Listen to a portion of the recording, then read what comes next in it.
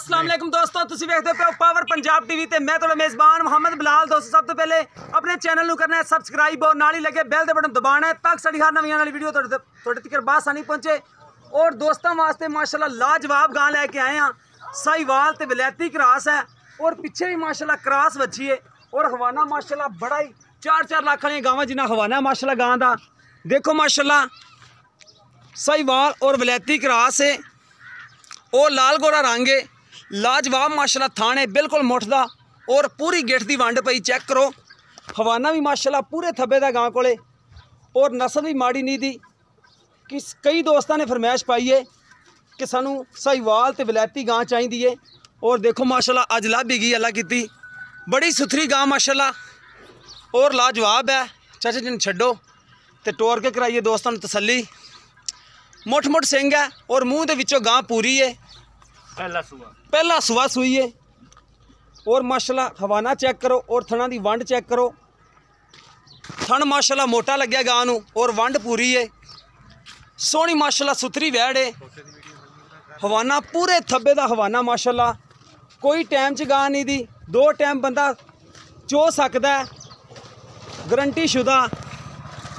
तहसील अरफ वाला ज़िला पाकपतन और अरफ वाला तो 7 किलोमीटर ते ये पिंड है 17 ईबी 17 ईबी है 17 ईबी 17 वाली पुली ते तकरीबन 1 किलोमीटर ते है। वो विच सड़न पता दोस्तों ए देखो माशाल्लाह। चल चाचा लैके चलो नैनू उत्थे चाचा जी लैके चलो ते दुध चो सारा कुछ दस्या जो इनू अगों माड़े फड़ी ना चाचा जी मगर बच्ची हैगी है। ओहो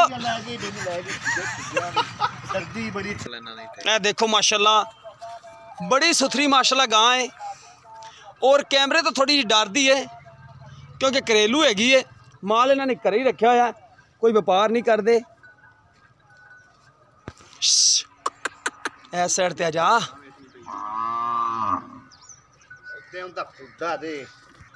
ए देखो माशाल्लाह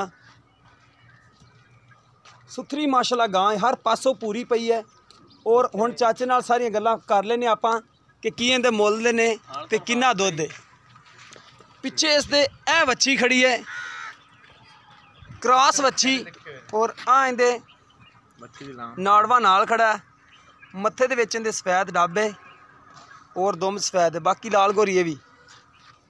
बाकी सारियां गल्लां चाचे नाल करने आ। अस्सलाम वालेकुम जी। वालेकुम की नाम चाचा जी? मोहम्मद साहब। अच्छा चाचा मोहम्मद साबर वीडियो दे विच गालां बड़ियां कढदा ओ ना कढिया तेरी मेहरबानी होगी ठीक है। नहीं करदा। अच्छा किन्ने दिन हो गए ने गां सूई नूं? कल रात सुई है गां 2 दिन हो गए।